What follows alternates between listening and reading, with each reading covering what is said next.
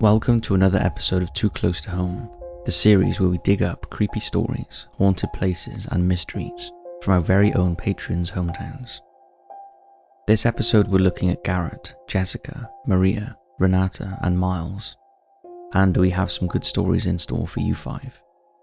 If you want us to dig up stories from your area, head on over to Patreon and join our Too Close to Home tier.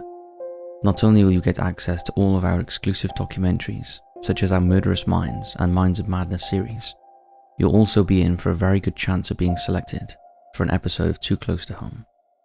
Thank you everyone for supporting us, and now, hit those lights, sit back, and enjoy.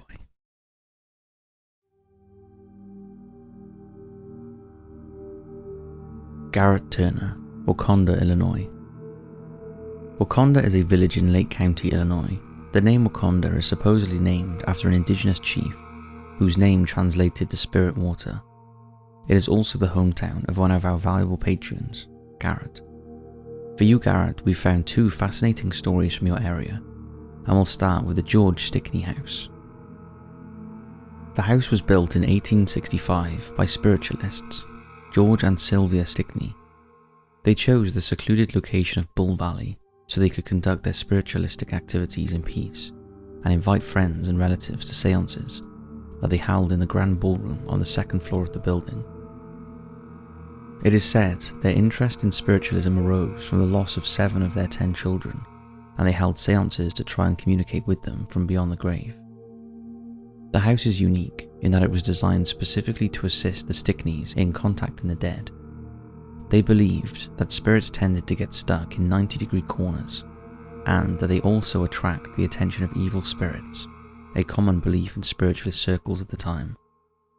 So they had the house built with no interior or exterior 90-degree angles between the walls. Everything is rounded. Needless to say, the house has the reputation of being haunted. Today the Bull Valley Police Department occupy the building, and officers who work there have described many unexplained paranormal events, including hearing human-sounding voices and noises that defy explanation on the second floor and the toilet flushing by itself. In 2005, Bull Valley Police Chief Norbert Soers described his personal experience in the Stickney mansion, saying he had witnessed objects moving around on his desk, lights turning on and off, doors opening seemingly by themselves, and voices from thin air, having once heard a shout in his ear when no one was near him. Another police officer in Bull Valley claims to have come face to face with an apparition of Stickney's father-in-law. Next we'll move on to the tale of Private James A. Davis of the 19th Illinois Volunteer Infantry Regiment. James Alfred Davis was born in October 1843 and was the second youngest of 6 sons, born to James Sullivan Davis and his wife Printher. The family initially lived on the Wauconda Township farm and later bought a second property on Franklin Street, Barrington. When the Civil War broke out in 1861 and President Lincoln called for troops, 17-year-old James Arthur and a neighborhood friend, thought to be Franklin Appleby, ran away and enlisted with the 19th Illinois at Camp Douglas, Chicago. Both boys lied about their age, stating they were 18. On April 17, 1862, James Alfred's mother was in the front room at the Franklin Street property. The room had a perfect view of the front porch, and as she sat looking out the window, she saw her beloved son James Alfred come onto the porch wearing his uniform.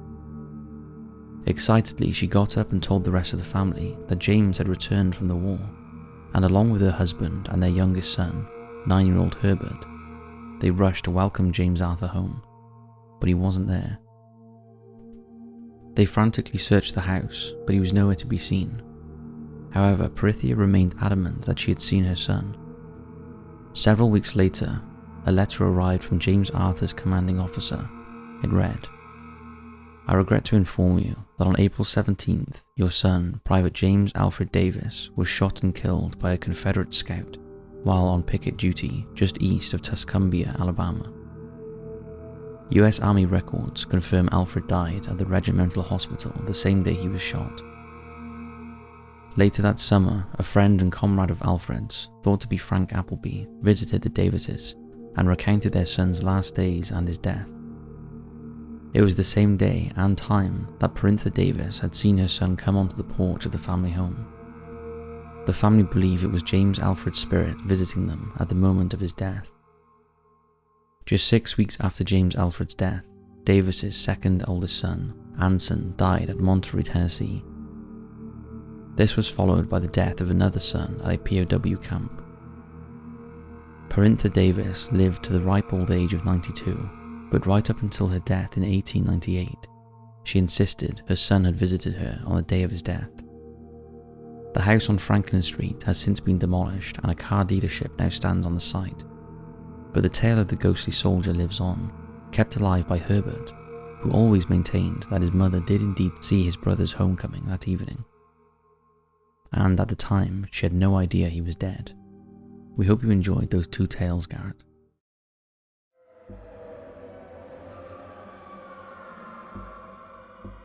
Jessica Pennock, Pensacola, Florida.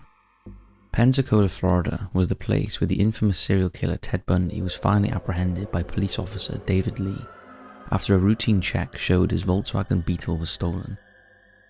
It is also a popular tourist destination with a beautiful beach, and our patron Jessica is lucky enough to live there. Jessica has asked us to look at the Ghoul of Whitmere, and we have also dug up a haunting story about Pensacola Lighthouse. We hope you enjoy. The Ghoul of Whitmere Cemetery. Whitmere Cemetery is one of the oldest and largest cemeteries in Escambia County, Florida, and some of the graves date back to the 1830s.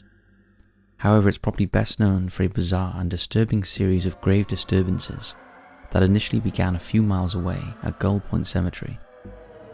On the morning of July 12, 1957, the caretaker at Gull Point discovered an open grave. The 3-inch thick, 1,000-pound slab had been removed and the casket opened. Inside were the remains of 22-year-old Ruby Lee Robinson, who had died the previous November during childbirth. The authorities were quickly alerted, and at first robbery was thought to be the motive. But after Ruby's husband confirmed she was not buried with any valuables, that theory was quickly ruled out. The only thing they had to go on was that a neighbour reported hearing a loud howl at around 2 a.m. that morning. 3 days later, a man visiting his wife's grave a few miles away in Whitmere Cemetery discovered her grave open and her body exposed. Her burial clothes had also been dishevelled. The unnamed woman had been buried the previous month. The following year, on the 22nd of February 1958, Mrs. Thelma Wendt was visiting Whitmere Cemetery when she discovered the disturbed grave of 14-year-old Joan Danley. Joan had died the previous October after being hit by a car. The 1,200-pound concrete slab covering her grave had been removed and the casket opened. The police tried to keep the incidents quiet, but rumours soon started to spread amongst the locals, and although no sexual molestation was proven, gossip quickly spread that the Whitmere ghoul was a necrophiliac, or someone with a morbid fascination with corpses. In a desperate attempt to catch the fiend, a reward was offered. However, on the 8th of March the same year, the ghoul struck again. Mrs. Tom Holmes was at Whitmere Cemetery visiting her husband's grave when she stumbled upon the open and empty grave of 11-year-old Suzette Parker. A police search was launched, and that afternoon the remains of Suzette were found lying on her back, still in the pink dress she had been buried in. Suzette had passed away after a long illness on the 28th of February and was buried next to her first cousin, Daniel Paul Parker, who had died the previous day in Groves, Texas. Their double funeral had been held on March 2nd, and Dan's grave was left undisturbed. The locals in the area were outraged and started patrolling the streets, searching for the perpetrator. However, he was never caught, and no more incidents occurred in the Whitmere or Gull Point cemeteries. To this day, the Whitmere ghoul remains unidentified, but their sick reign of terror has lingered in the minds of those living nearby, and the story has been passed down to the generations, leaving it one of Pensacola's most infamous grave robbing cases, and older residents who remember the incident still mull over the sick and twisted tale of the grave robbing deviant. The man or woman would have walked the very streets they do. Pensacola Lighthouse Ghost. Pensacola Lighthouse is a pretty sturdy building, It has survived civil war, earthquakes, hurricanes, and being hit by lightning. So it's no surprise that those who lived there felt safe. So safe, in fact, a few of them remained after their death. The building is said to be haunted by several ghosts, and for Jessica we're going to look at two of them and their curious backstories. Their names were Jeremiah and Michaela Ingram, who moved into the lighthouse shortly after their wedding in August 1826. The couple settled in nicely, and Michaela grew to love her life as the keeper's wife, and helped her husband with his daily maintenance chores, taking particular pride in keeping the lenses and tower sparkling clean. All the locals remarked on what a great job she was doing as the keeper's wife. However, all was not as it seemed. The couple had constant arguments about doing the chores correctly, with Michaela becoming obsessed with how clean the light was. In fact, she was more fond of the lighthouse than she was of her husband. In 1840, Jeremiah unexpectedly died. No one knew exactly when or how he met his death, but rumours persisted that Michaela may have murdered him after one of their explosive arguments, although she insisted that he had met his death at the hands of an intruder. After her husband's death, Michaela took over as lighthouse keeper and remained there until 1855. However, since her departure, the tower has allegedly experienced all manner of unusual happenings, and subsequent keepers and visitors have felt a decidedly unhappy presence in the building. Some guests have had objects thrown at them by unseen force, and one workman even described having a water hose yanked from his hands.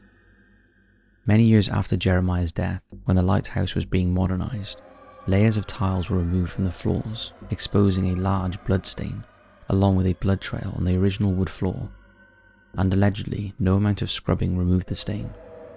When it was tested, it was found to be human blood. New keepers and their families continued to live at the lighthouse right up until the light was automated in 1965, and by all accounts, most were glad to leave, because they never felt they were entirely alone. They would often hear loud laughter emanating through the walls, and an unmistakable smell of pipe tobacco. If that wasn't creepy enough, a glowing ghost-like form has been spotted in the top window. No one knows for sure how many or who the ghosts are that make their presence felt in the lighthouse, but many believe it's the spirits of Michaela, who couldn't bear to leave her beloved lighthouse, and her husband, who even in death will not surrender the light to his wife, and his possible murderer. We hope you enjoyed those two stories, Jessica.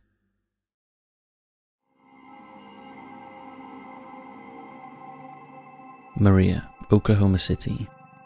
Our patron Maria lives in Oklahoma City, the capital of the US state of Oklahoma. It is known for its cowboy culture and livestock markets, and is surrounded by working oil wells. It also has quite a history, and with history comes ghosts. And Maria has a personal experience to share with us from when she worked overnight shifts at OU Medical Center in Oklahoma City. This is a good one. The strange incident happened when she was working a 16-hour overnight shift at the hospital.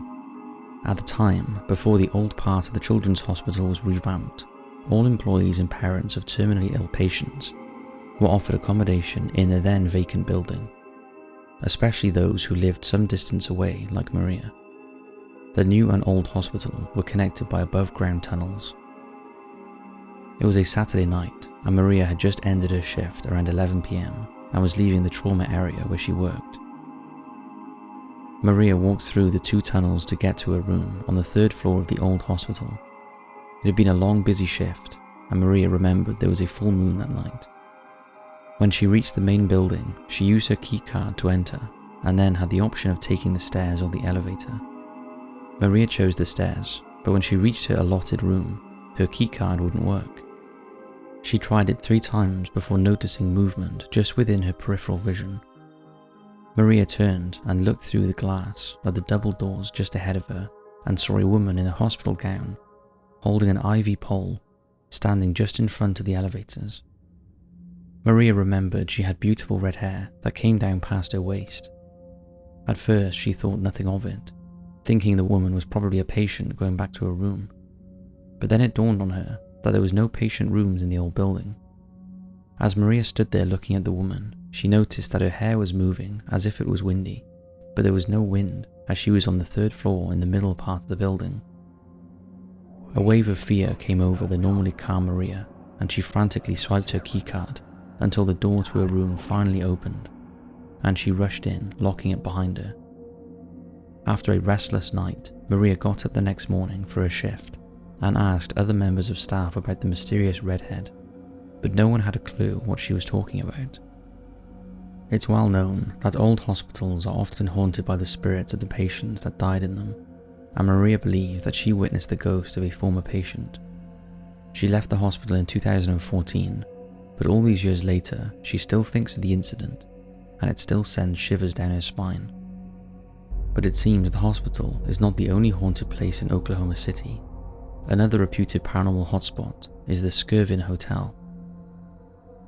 The Skirvin Hotel in Oklahoma City was built in 1910 by oilman W.P. Skirvin, and was one of the finest hotels of its time, with 2 10-story towers containing 224 rooms, a ballroom that seated 500, and imported Australian chandeliers that cost more than $100,000 each. Over the years, legendary visitors such as US Presidents Dwight Eisenhower, Harry Truman, and Ronald Reagan have stayed at the hotel, as well as Paul McCartney and Elvis Presley. During Prohibition, the hotel became a popular speakeasy, and it was during this period that W.P. Skirvin was said to have had an affair with one of the hotel maids. The maid fell pregnant, and to prevent a scandal, she was locked in a room on the top floor of the hotel. Even after giving birth, she was still not allowed out. In desperation, the poor woman grabbed her child and threw herself and her baby out of the window, killing them both instantly.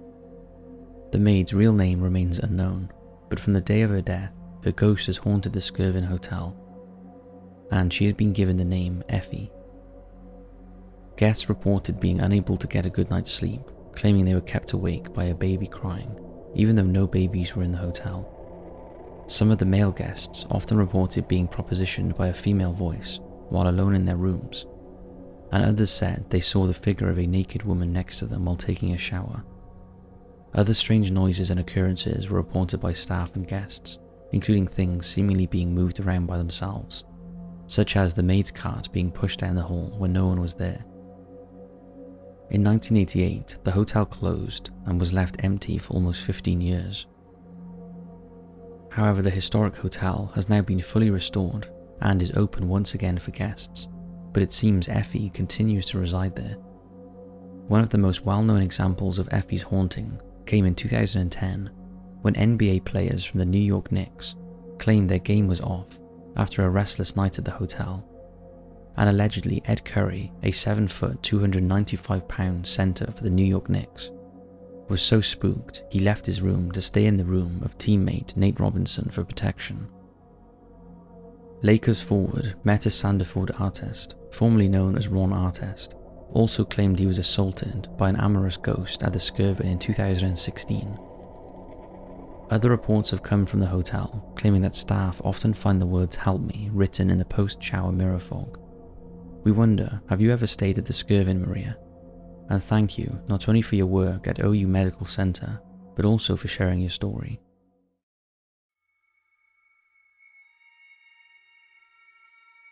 Renata, Erie, Pennsylvania.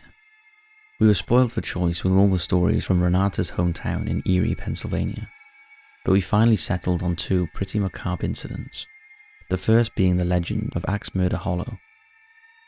This gruesome tale starts in a quiet wooded area off Steratania Road in Mill Creek, Erie, where for many years there were the burned out foundations of a small home. A rock path from the ruin led to a creek with a tree stump near its bank, allegedly the spot where a jealous husband who suspected his wife of cheating on him chased his wife and beheaded her with an axe on the stump before returning to the cottage they shared and burning it down along with himself and their children. Fast forward a few years, and a young couple were driving along Steratania Road, near to Axe Murder Hollow. The weather was grim with thunder, lightning and torrential rain. The couple decided to pull over until the weather abated, but as they hit the brakes, the car started to slide on the wet pavement, and they careered off the road and slid to a halt at the bottom of an incline. Luckily, although shaken, the couple were unharmed, and the guy decided to get out of the car and assess the damage. A few minutes later, he got back in the car and told his girlfriend the damage wasn't that bad, but the wheels were stuck in the mud, so he was going to go for help. He told her to turn off the headlights and lock the doors until he returned. They both knew where they were, and knew of the Axe Hollow legend and the murderous husband who allegedly still haunts this section of the road. A few moments later, the girl heard a shriek from outside the car, followed by a loud thump, and a strange gurgling noise, but she couldn't see anything in the darkness. Unsure what to do, she stayed locked in the car, but as she sat there in silence, she heard bump, bump, bump. It wasn't that loud, and sounded like something blowing in the wind. Suddenly the car was illuminated by a bright light, and an official sounding voice told her to get out of the car. Relieved, the girl thought her boyfriend must have waved down a police officer, so she unlocked the door and stepped out of the car. But as her eyes adjusted to the bright light, she knew she'd made a mistake. There, hanging by his feet from the tree next to the car, was the dead body of her boyfriend. His throat had been cut so deeply that he was almost decapitated. The wind swung his corpse back and forth so that it thumped against the tree, and that is what was making the bumping sound. The girl screamed and ran towards the police officer, but as she drew close, she realized the light was not coming from a flashlight, but from a glowing figure of a man with a smile on his face, and a large, solid, and definitely real axe in his hands. She backed away, but it was too late. The last thing she saw was the glint of the axe blade as it rained down on her head. Nowadays, the site has been taken over as a housing project, but imagine living in those houses, knowing the alleged history and urban tales of the area.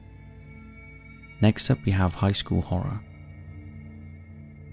In August 1975, 16-year-old Strong Vincent high school student Debbie Gammers had a petty argument with her mother and stormed out of the house.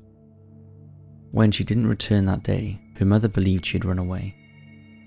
A few days later, her lifeless body was found floating in Cussawago Creek in Crawford County, Pennsylvania.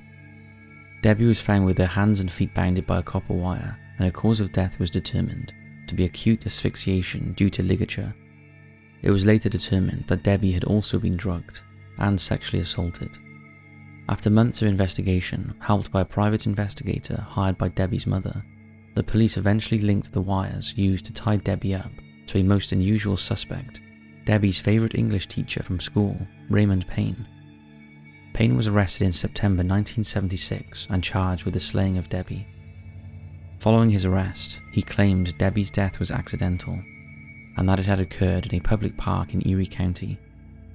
At his trial in 1977, Payne testified that Debbie allegedly agreed to be bound with the wires, to allow Payne to take pictures of her. He said that he had gone to fetch his camera, but when he returned, Debbie was dead. He added that he had dumped her body in a pond at his farm, and then later moved it to the creek where the body was originally discovered, and denied all sexual assault allegations. Payne was eventually convicted of first-degree murder and was sentenced to life in prison without the possibility of parole. In a twist of the case, with the advancement of DNA, it was discovered that the sexual assault couldn't have been carried out by Payne. Throughout his sentence, Payne continually tried to get his murder conviction overturned, but on November 25, 2020, 83-year-old Payne died at the height of the COVID-19 pandemic. Thanks for all the support, Renata, and we hope you enjoyed.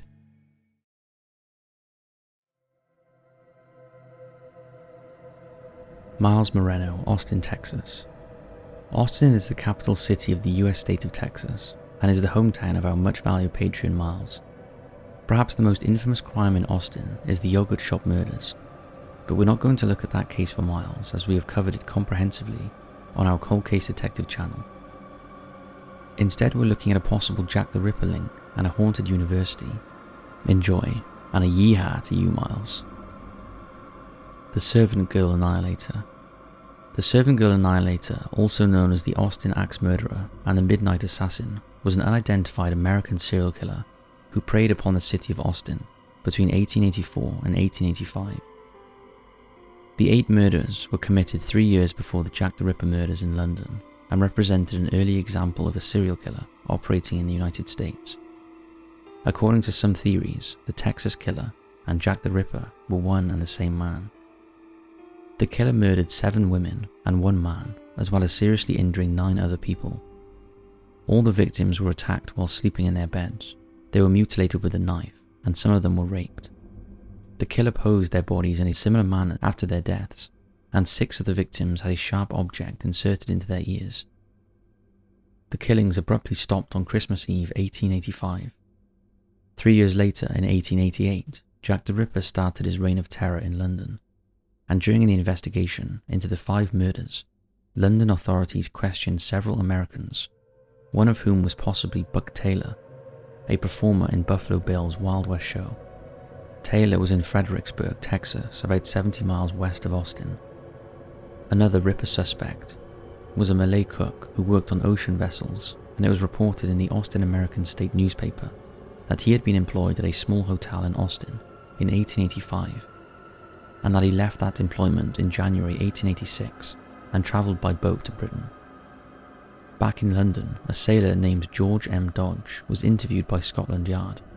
He claimed to have met a Malay cook named Alaska at the Queen's Musical Hall in Poplar, London. He claimed that Alaska was about 35 years old, 5 feet 7 inches, weighed 10 to 11 stone, around 63 to 69 kilograms, and sometimes carried a double-edged knife, which he had shown him. He also claimed Alaska told him that he had been robbed by a woman of bad character, and that unless he found the woman and recovered his money, he would murder and mutilate every Whitechapel woman he met. Back in Texas, the author of the Statesman article tried to follow up on the lead and contact the Malay cook in London, but before he could reach him, he discovered that the cook had left London. After that, just like the Austin killings, the Whitechapel killings also stopped. What do you think? Lastly, we'll be taking a look at St. Edward's University. Beyond the university's mixture of stunning architectural styles, huge Gothic cathedrals, and mixed spires, St. Edward's University has a checkered past and is allegedly riddled with paranormal activity and urban legends. Shortly after it opened back in 1877, one of the students was trampled on his way to classes by a horse-drawn carriage, his neck severed by the animal's hooves. The place where this tragedy took place is now a road, and many students who have driven along it have been unnerved by the sound of a loud thud, as if they had run something over, but when they stop to investigate, there is nothing there. It's said that the spirit of the dead student is responsible for these incidents. Over the years, the university has become renowned for its excellent drama and music facilities, with students following a strict disciplinary curriculum to ensure they succeed. But tales of overworked students have surfaced, resulting in a myriad of macabre incidents. Students have allegedly witnessed shadows crossing the walls and chasing them down corridors, putrid smells and cold spots. And on more than one occasion, students have reported seeing a putrid mass of limbs crawling along the floor, and even a full-bodied apparition floating and softly crying. Most of this strange activity happens in the Mary Moody Northern Theatre, located on campus.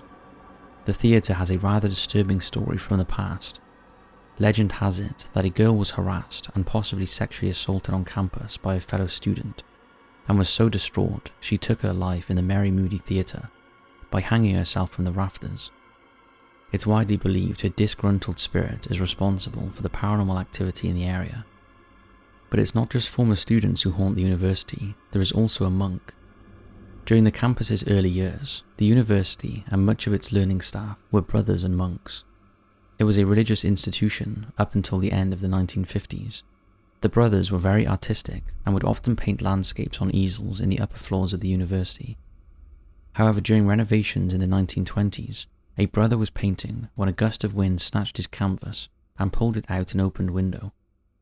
The brother reached for it, but the decaying frame gave way and he plummeted to his death.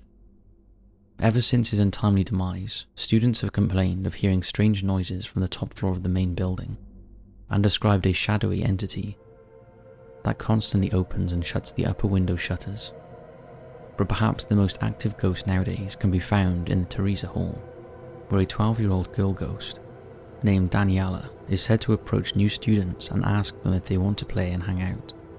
If they decline her request, she'll start to follow them around and play pranks on them, whispering in their ears, pulling on bags and clothes, and flickering the lights on and off whenever they enter a room. Miles, we'd love to know if you've ever been to St. Edward's University, and if so, did you experience anything strange? So that's it for this episode of Too Close to Home. We hope you all enjoyed, and we'd like to say a massive thank you to Garrett, Jessica, Maria, Renata, and Miles.